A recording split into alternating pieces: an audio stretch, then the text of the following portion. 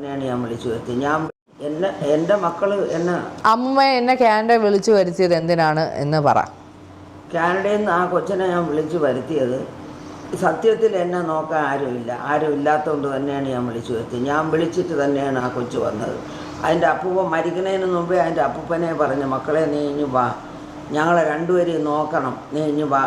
പക്ഷേ അപ്പൂപ്പൻ്റെ കാര്യങ്ങൾ അവർ നോക്കുന്നുണ്ടായിരുന്നല്ലോ. എൻ്റെ ഭർത്താവിൻ്റെ കാര്യങ്ങൾ സിന്ധു നോക്കുമായിരുന്നു, പക്ഷേ എൻ്റെ ഒരു കാര്യം അവൾ നോക്കാറില്ല. അമ്മൂമ്മേനെ കുറേ വർഷങ്ങൾ നോക്കി. എന്നെ വർഷങ്ങൾക്ക് മുമ്പ് നോക്കിയിട്ടുണ്ട്. വർഷങ്ങൾക്കെന്ന് വെച്ചാൽ ഒരു 3 കൊല്ലത്തിന് മുമ്പ് വരെ എന്നെ ശരിക്കും നോക്കിയിട്ടുണ്ട്. പക്ഷേ അതിന് ശേഷം എന്നെ നോക്കാറില്ല. അത് കാരണം എന്താണെന്ന് എനിക്കറിയില്ല. എൻ്റെ ഒരു സ്വഭാവത്തിന് എന്നെ ആരെങ്കിലും എന്തെങ്കിലും പറഞ്ഞാൽ ഞാൻ തിരിച്ചു പറഞ്ഞു, അതെൻ്റെ ഒരു സ്വഭാവമാണ്, അത് ഞാൻ പറയും, അത് ഞാൻ അറിയാതെ പറഞ്ഞു പോകണം. ഇതിൽ അമ്മൂമ്മേനെ പറയുന്ന അമ്മൂമ്മ കൊച്ചുമോളോടൊന്നും പറയാൻ പാടില്ലാത്ത കാര്യങ്ങളൊക്കെ പറഞ്ഞ്, അതങ്ങനെ പറയാനുള്ള റീസൺ എന്താണ്? അമ്മു എന്നെ എടി ഇവളെ എന്നും പറഞ്ഞാൽ അതൊന്നും എനിക്ക് പറയാൻ വയ്യ. അമ്മു എന്നെ എങ്കിൽ പിന്നെ എനിക്ക് ഓസിയെയും ഇഷാനെയും ഹൻസിയേനെയും പറഞ്ഞൂടെ? അവരാരും എന്നെ ഒന്നും പറഞ്ഞിട്ടില്ല. ഈ അമ്മു മാത്രമേ എന്നെ ഇങ്ങനെയെല്ലാം പറഞ്ഞിട്ടുള്ളൂ. അമ്മ പറഞ്ഞിട്ടുള്ള വാചകങ്ങൾ ഇതിൽ ഞാൻ ഈ വാട്സപ്പിൽ നിന്ന് ഞാൻ വായിച്ചു കേൾപ്പിച്ചു തരാം. അമ്മ പറഞ്ഞതാണ്, ഇനി എനിക്ക് ഒരമ്മുമ്മ, അത് അപ്പച്ചി വസന്ത എൻ്റെ ജീവിതത്തിലില്ല. ഇനി നിനക്ക് എനിക്ക് മെസ്സേജ് അയക്കാനും സാധിക്കില്ല. ഞാൻ നിന്നെ ബ്ലോക്ക് ചെയ്യുന്നു. അതൊന്ന്. അത് കഴിഞ്ഞ് നിനക്ക് എന്നും രാവിലെ കേൾക്കാൻ ഒരു അതിമനോഹരമായ പാട്ട്. ഇത് നാട്ടുകാർ കേട്ടാൽ നിന്നെ ചൂല് വെച്ചടിക്കും. അത് ഓർത്തു വെച്ചോ. വൃത്തികെട്ട സ്ത്രീയെ, നിൻ്റെ എല്ലാ ബന്ധുക്കൾക്കും ഓരോ കോപ്പി വീതം അയച്ചിട്ടുണ്ട്. എല്ലാവരും കേൾക്കട്ടെ നിൻ്റെ പാട്ട്. ഇതൊക്കെയാണ് എനിക്കിപ്പോൾ ലാസ്റ്റ് അയച്ചത്. പിന്നെ ഇത് ഇത്രയേ ഉള്ളൂ. മറ്റത് എന്തെല്ലാം എടി വസന്തേ, എടി അതേ ഇതേ, പിന്നെ അതൊക്കെ എന്നിട്ട് അവർ ചെയ്യുന്നതെന്ന് വെച്ചാൽ മെസ്സേജ് ഡിലീറ്റ് ചെയ്ത് കളയും. ഇത് കണ്ടോ നിങ്ങൾ? അങ്ങനെ മെസ്സേജുകൾ അയച്ചതിന് ശേഷം ഡിലീറ്റ് ചെയ്യും. കാരണം അമ്മൂമ്മയ്ക്ക് അങ്ങോട്ട് അയക്കുന്നുള്ള കാര്യങ്ങൾ അമ്മൂമ്മയ്ക്ക് ഡിലീറ്റ് ചെയ്യാൻ അറിഞ്ഞുകൂടാ.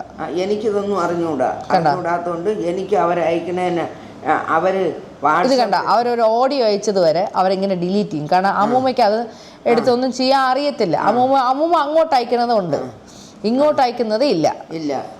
അപ്പം അവരിതുപോലെ എന്നെ എന്തെങ്കിലും പറഞ്ഞെങ്കിൽ മാത്രമേ ഞാൻ തിരിച്ചു പറഞ്ഞിട്ടുള്ളൂ. എന്നെ പറയാതെ അമ്മ ചുമ്മാ ഇരുന്ന് എന്നെ വിളിച്ചാണ് എന്നെ തെറി വിളിക്കാൻ തുടങ്ങിയത്. അങ്ങനെയാണ് ഞാൻ അമ്മൂനെ തെറി വിളിച്ചത്. ഞാൻ വിളിച്ചില്ലെന്ന് പറയുന്നില്ല, പക്ഷേ ചുമ്മാ ഇരുന്ന് എന്നെ വിളിച്ച് അവൾ തെറി പറഞ്ഞതുകൊണ്ടാണ് ഞാൻ തെറി പറഞ്ഞത്, അല്ലെങ്കിൽ ഞാൻ പറയില്ല. എന്നിട്ട് അവർ പറയുന്ന അമ്മൂമ്മ അപ്പൂപ്പനെ നോക്കാൻ സമ്മതിച്ചില്ല എന്നും അപ്പൂപ്പൻ്റെ മൂക്കുന്ന രക്തം വന്നു, ഇതൊക്കെ ഞാൻ ഇവിടെ ഇല്ല എന്ന് എനിക്കറിയത്തില്ല. അവരെ മൂക്കുന്ന രക്തം വന്നെന്നൊക്കെ വെറുതെ ചുമ്മാ പറഞ്ഞ. മൂക്കങ്ങനെ മുറിഞ്ഞ് രക്തം വന്നെങ്കിലേ ഉള്ളൂ, അല്ലാതെ മൂക്കുന്നവർക്ക് വേറെ തരത്തിലൊന്നും രക്തം വന്നില്ല. എന്നിട്ട് അമ്മൂമ്മ ഹോം നഴ്സിനെ വെളിയിൽ നിർത്തിയെന്നാ അങ്ങനെ എന്തൊക്കെയൊക്കെ ഇവിടെ തെറിയും പറഞ്ഞും കൊണ്ടുപോയൊരു ഹോം നഴ്സിനെ. കാരണം ഏത് ഹോം നഴ്സ് ഇവിടെ വന്നാലും ഹോം നഴ്സിനോട് ഏജൻസിയിലെ അവർ വിളിച്ച് പറയണത്, അവിടെ ഒരു മെൻ്റൽ, ആ സ്ത്രീ പറയണ ഒരു കാര്യവും നിങ്ങൾ കേൾക്കരുത്. അവൾ നിങ്ങൾ എന്തെങ്കിലും പറഞ്ഞാൽ നിങ്ങൾ നന്നായിട്ട് നിങ്ങൾ തിരിച്ചങ്ങ് പറഞ്ഞുകൊള്ളണം. കാരണം നിങ്ങൾക്ക് ശമ്പളം തരണം ഞാനാണ്, ആ സ്ത്രീ അല്ല തരണത്. അവൾ പറഞ്ഞ ഒരു കാര്യവും നിങ്ങൾ കേൾക്കാൻ പാടില്ല. ഞാനിവിടെ ആർക്കൊരു ഫോൺ ചെയ്യുമോ ആ ഫോൺ അതേപടി ഇവർ റെക്കോർഡ് ചെയ്ത് എടുത്തിട്ട് ഇത്ര മണിക്ക് ഞാൻ ഇന്നാരെ വിളിച്ച്, ഞാൻ ആകെ വിളിക്കുന്നത് എൻ്റെ 2 നാത്തൂന്മാരുണ്ട്, അവരെ ചിലപ്പോൾ വിളിക്കും. അവരെ വിളിച്ചാൽ അമ്മൂമ്മ പരാതി പറയാറുണ്ട്. അവരെ വിളിച്ച് ഞാൻ പറയും, എനിക്ക് ആരുമില്ല, എൻ്റെ ഭർത്താവ് പോയപ്പോൾ എനിക്ക് ആരുമില്ല, എന്നെ നോക്കാൻ ആരുമില്ല, ഒരു ഫോൺ കോൾ ചെയ്യാൻ ആരുമില്ല. സിന്ധു എന്നെ ബ്ലോക്ക് ചെയ്ത് വെച്ച്, എൻ്റെ ഇളയ മോള് സിമി എന്നെ ബ്ലോക്ക് ചെയ്ത് വെച്ച്, സിമിക്ക് വേണ്ടിയാണ് എൻ്റെ ചെന്നൈയിലെ വീട് സഹിതം വിറ്റ് കൊടുത്ത് സിമിക്ക് വേണ്ടിയിട്ട്, അതും പോയി. അമ്മൂമ്മ എന്തുകൊണ്ടാണ് എന്നെ വളർത്തേണ്ടി വന്നത്? സിമി ഈ കുട്ടിയെ തൻവിയെ നോക്കാത്തതിൻ്റെ പേരിലാണ് ഞാൻ. അവര് പറയുന്ന അമ്മ പറയുന്ന ചിന്നമ്മ എന്നാണല്ലോ എൻ്റെ അമ്മേനെ വിളിക്കുന്നത്. ലോക ഏറ്റവും ബെസ്റ്റ് സ്ത്രീയാണെന്നും എൻ്റെ ഒരാൾ കല്യാണം കഴിച്ചാൽ എന്താ കുഴപ്പം എന്നാണ് പറയുന്നത്. കല്യാണം കഴിച്ചാൽ അല്ല കുഴപ്പം, ഒരു കുഞ്ഞിനെ നോക്കിയില്ല എന്നുള്ളതാണ് കുഴപ്പം. അങ്ങനെയാണെങ്കിൽ ഈ അമ്മു പറഞ്ഞിട്ടുണ്ടല്ലോ, പണ്ട് നിൻ്റെ അമ്മയും അമ്മുമായിട്ട് വഴക്ക് കൂടിയപ്പോൾ പറഞ്ഞിട്ടുണ്ടല്ലോ, എൻ്റെ കല്യാണത്തിന് പോലും ആ നാറി സിമിയെ ഞാൻ വിളിക്കൂലെന്ന് പറഞ്ഞിട്ടുണ്ടല്ലോ. ഇപ്പൊ ചിന്നമ്മ നല്ലവളാണ്. അങ്ങനെയൊക്കെ പറഞ്ഞാണ്. എന്തായാലും ആവട്ടെ. എന്നിട്ട് പറയുക അമ്മൂമ്മ അപ്പൂപ്പനുമായിട്ട് അടിയാവുന്നു, അമ്മൂമ്മ അപ്പൂപ്പനെ ഇത് ചെയ്തു, ഉപദ്രവിച്ചു എന്നു, അമ്മൂമ്മ എങ്ങനെ ചെയ്തു എന്നൊക്കെ പറയുന്നത്. അപ്പം അതിനെന്താണ് പറയാനുള്ളത്? ഞാനും എൻ്റെ ഭർത്താവും തമ്മിൽ അടികൂടിയ നാട്ടുകാർക്ക് എന്ത്? ഞങ്ങൾ ചിലപ്പോൾ അടികൂടും പിടികൂടും പലതും ചെയ്യും. അത് ആരും തിരക്കേണ്ട ഒരു കാര്യവുമില്ല. ഞങ്ങൾ 58 വർഷം കൊണ്ട് ഒന്നിച്ച് ഞങ്ങൾ ജീവിച്ചു. അങ്ങനെ ഒരു പ്രശ്നം ഉണ്ടെങ്കിൽ അപ്പൂപ്പനെ പണ്ടേ ഡിവോഴ്സ് ചെയ്താൽ പോലും. അപ്പം അങ്ങനെ ഞാനും എൻ്റെ ഭർത്താവും തമ്മിൽ എന്തെങ്കിലും പ്രശ്നം ഉണ്ടെങ്കിൽ അവരൊക്കെ അങ്ങ് എന്നെ ഡൈവേഴ്സ് ചെയ്ത് കളഞ്ഞൂടെ? അത് ചെയ്യാതെ എന്നെ ഈ അവസാനം വരെ നോക്കി എനിക്ക് കിടക്കാനൊരു വീടും എനിക്ക് ജീവിക്കാനുള്ളതും ഒക്കെ തന്നിട്ട് തന്നെ എൻ്റെ ഭർത്താവ് പോയത്. ഇവരെല്ലാവരും നന്നായിട്ട് പറഞ്ഞല്ലേ, എന്തിനപ്പൂപ്പ ആ സ്ത്രീക്ക് ആ വീട് ആ സ്ത്രീയുടെ പേരിന് കൊടുത്തെന്തിനപ്പൂപ്പ, എന്തിനപ്പൂപ്പ ആ സ്ത്രീയുടെ പേരിന് പൈസ ഇട്ട് കൊടുത്തത്, അപ്പൂപ്പ എന്തിനു വേണ്ടി അത് ചെയ്തെന്നെല്ലാം അവർ ചോദിച്ചല്ലോ. ഈ അമ്മ ചോദിച്ചല്ലോ. ഈ അഹാന അവിടെ നിന്ന് എന്തെങ്കിലും ഫ്രൂട്ട്സ് വാങ്ങിച്ച് ഇവിടെ നിൽക്കുന്ന അലൻ എന്ന് പറഞ്ഞൊരു ഹോം നഴ്സ് നിന്നിട്ടുണ്ട്. അവൻ്റെ കയ്യിൽ ഫ്രൂട്ട്സ് വാങ്ങിച്ച് കൊടുത്തിട്ട് അവൻ്റെ അടുത്ത് പറയും, അലൻ അവിടെ ചെന്ന് ആ അമ്മുമ്മയോട് പറയണം, ഈ ഒരു ഫ്രൂട്ട്സ് പോലും അമ്മുമ്മ എടുക്കാൻ പാടില്ല, ഇത് അപ്പൂപ്പന് വേണ്ടി മാത്രം വാങ്ങി തന്നതാണെന്ന് ഞാൻ പറഞ്ഞെന്ന് അലൻ പറയണം. അലൻ പറയാതിരിക്കരുത്. ആ പയ്യൻ അതേപോലെ ഇവിടെ വന്ന് എന്നോട് പറയുമായിരുന്നു.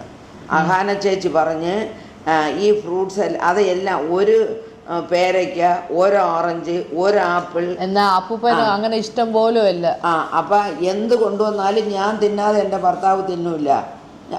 ഒരു സാധനവും എനിക്ക് തന്നെ അവർ തിന്നും. അവർക്ക് എത്ര വയ്യെങ്കിലും എനിക്ക് തരാതെ ഒരു സാധനവും അവർ കഴിക്കില്ല. പക്ഷേ അമ്മ അങ്ങനെ പറഞ്ഞ് കൊടുത്തയച്ചിട്ടുണ്ട്. എന്നിട്ട് ആ പയ്യനോട് തീർത്ത് പറഞ്ഞ് ഞാൻ പറഞ്ഞെന്ന് പറയണം, ആ സ്ത്രീ ഇതൊന്നും എടുക്കാൻ പാടില്ല എന്ന്. എന്നിട്ട് അവസാനം അമ്മൂമ്മ ഇവിടെ വീട്ടിൽ വന്നിട്ട് അവരെല്ലാവരും എന്താ പറഞ്ഞ, കല്യാണത്തിൻ്റെ കാര്യം എന്താണ് പറഞ്ഞത്? ഇവിടെ ലാസ്റ്റിൽ ഇവരെ അമ്മു എന്നെ അടിക്കാനായിട്ട് വന്നായിരുന്നു. ഞാൻ പറഞ്ഞു, എന്നെ അടിച്ചാൽ ഞാൻ ഇപ്പം പോലീസിനെ വിളിക്കുമെന്ന് പറഞ്ഞു.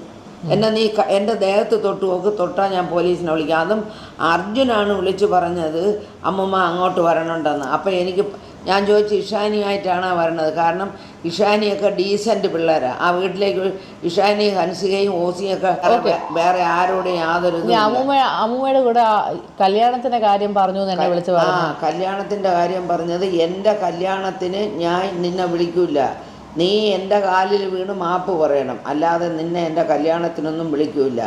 എൻ്റെ കല്യാണത്തിന് നീ വരികയും ചെയ്യരുത്, അത് പറയാനും കൂടെയാണ് ഞാൻ വന്നതെന്ന് പറഞ്ഞു.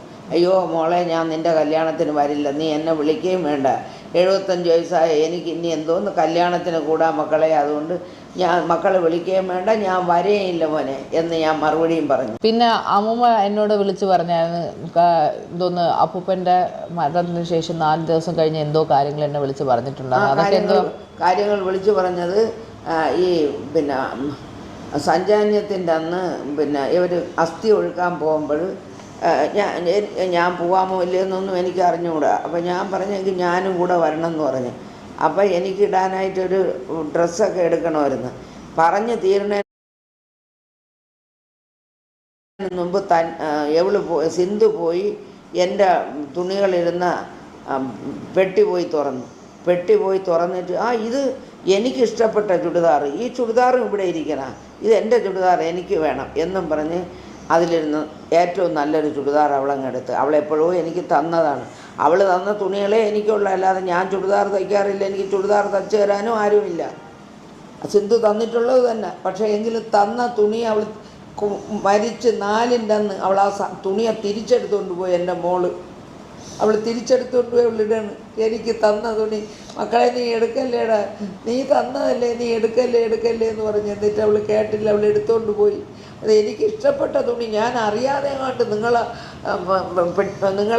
തുണികളെ കൂട്ടത്തിൽ വെച്ചതാണ്. ഇത് എനിക്ക് ഇഷ്ടപ്പെട്ട തുണിയാണ്. എന്നിട്ട് അമ്മൂമ്മയ്ക്ക് തേക്കാനുള്ള തുണി എടുത്ത് എന്തൊക്കെ പറഞ്ഞു. ഞാൻ കുറേ തുണികളെല്ലാം കൂടെ വാരി ഒരു കവറിലിട്ട് ഇവിടെ നിന്ന് ഹോം നഴ്സ് പയ്യൻ്റെ കൊടുത്തിട്ട് തേക്കാൻ കൊടുത്തയച്ച ഒരു തുണി പോലും എനിക്ക് തിരിച്ചു തന്നില്ല.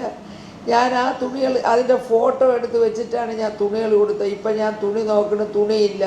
എന്നിട്ട് ആ ഹോം നഴ്സ് പയ്യനെ വിളിച്ച് ഞാൻ ചോദിച്ചേടാ മോനെ, അന്ന് ഞാൻ 10-12 ചുടിദാറുകൾ എടുത്ത് തേക്കാൻ തന്നല്ലടാ, ആ ഒരു തുണി ഇവിടെ എത്തിയിട്ടില്ല.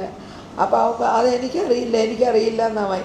അത് കൊടുത്തിട്ട് ആ തുണി എനിക്ക് തിരിച്ച് കിട്ടിയില്ല. കാരണം അണ്ണാച്ചി തുണി തേച്ചാൽ ഇവരെ വീട്ടിലാണ് കൊടുക്കണത്, സിന്ധുവിൻ്റെ വീട്ടിലാണ് കൊടുക്കുന്നത്. അത് അവരെടുത്തങ്ങ് മാറ്റിക്കളഞ്ഞ്. എനിക്ക് ഓർമ്മയില്ലാത്തതുകൊണ്ട് ഞാൻ ചോദിച്ചില്ല.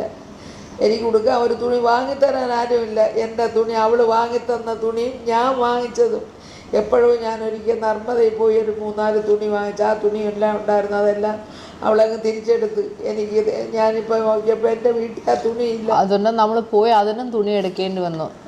അങ്ങനെ ഇപ്പോൾ എൻ്റെ കൊച്ചു വന്നിട്ട് പറഞ്ഞ് അമ്മൂമ്മയ്ക്ക് തുണിയില്ലെങ്കിൽ ഞാൻ വാങ്ങിത്തരാം എന്നും പറഞ്ഞ് പോയി. എനിക്കൊരു 5 ചുടിദാറിൻ്റെ തുണി വാങ്ങിച്ച് അവൾ തയ്ക്കാൻ കൊടുത്തിരിക്കുന്നത്, എനിക്ക് തുടുക്കാൻ തുണിയില്ലെന്ന് പറഞ്ഞതുകൊണ്ട്. അങ്ങനെയൊക്കെയാണ് എൻ്റെ മോൾ എന്നോട് കാണിച്ചത്. എൻ്റെ ഭർത്താവിൻ്റെ കൂടെ പറയും, ഡാഡി ആ സ്ത്രീ, ആ വൃത്തികെട്ട സ്ത്രീ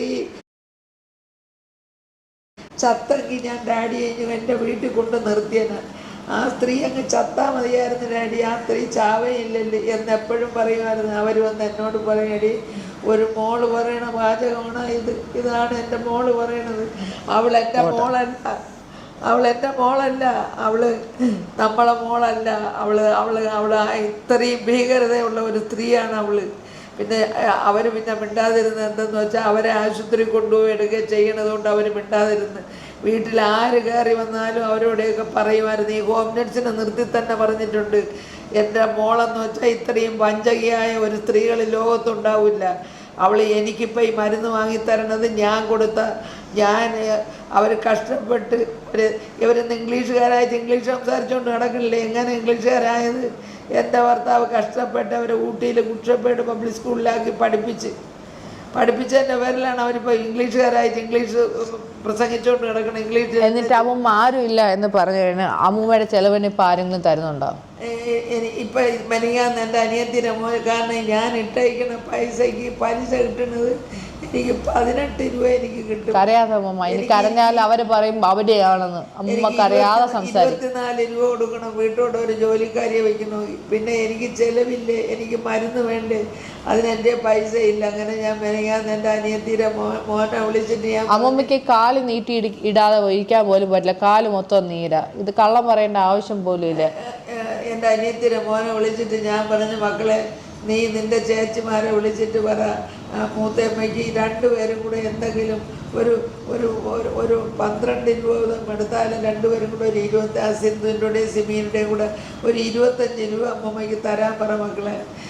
എങ്കിൽ എനിക്ക് വീട്ടിലൂടെ നിൽക്കണ ഒരു ജോലിക്കാരിയെ വയ്ക്കുകയും മരുന്ന് മേടിക്കുകയും ചെയ്യാൻ മോനെ. അവരൊക്കെ അതൊരു പിച്ചക്കാശ പോലെ ഉള്ളവരുടെ തരാൻ പറ. ഇപ്പോൾ ഒരു 10 മാസം ഒരു 15 രൂപ തരാൻ സിന്ധുവിനെ കൊണ്ട് നടക്കും, സിമിയെ കൊണ്ട് കഴിയും. സിമിയുടെ ഭർത്താവ് ഇന്ന് ജോലി ചെയ്യണം. എൻ്റെ ഭർത്താവാണ് അങ്ങനെ ഒരു ജോലി അവൾക്ക് വാങ്ങിക്കൊടുത്തത്. അമ്മമ്മക്ക് അറിയല്ലേ അമ്മമ്മക്ക് അറിയാതെ പറ, അല്ലെങ്കിൽ ആൾക്കാർ വിചാരിക്കും അഭിനയാണെന്ന്. എന്നിട്ട് ഞാൻ ഇന്നതാ ഇങ്ങനെ ഇരിക്കുന്നു, എനിക്ക് ആരുമില്ലാതെ ഞാൻ ഇരിക്കുന്നു. വിഷമം കേട്ടാണ് ഞാൻ ഓടി വരുന്നത്. കാരണം എനിക്ക് ഇത്രയും പെട്ടെന്ന്, സത്യം പറഞ്ഞാൽ എനിക്ക് ഇത്രയും പെട്ടെന്ന് വരാൻ താല്പര്യമില്ലെന്ന്. എനിക്കിപ്പോഴും നടു സീനാണ്. അപ്പം ഞാൻ ആയുർവേദ ട്രീറ്റ്മെൻറ്റിന് ഞാൻ 1-ാം തീയതി പോകുന്നുണ്ട്. എനിക്ക് അത്രയ്ക്കും വയ്യാത്തതുകൊണ്ടാണ് ഞാൻ പോകാതിരിക്കുന്നത്. അപ്പോൾ അങ്ങനെ ഇരിക്കുന്ന ഒരു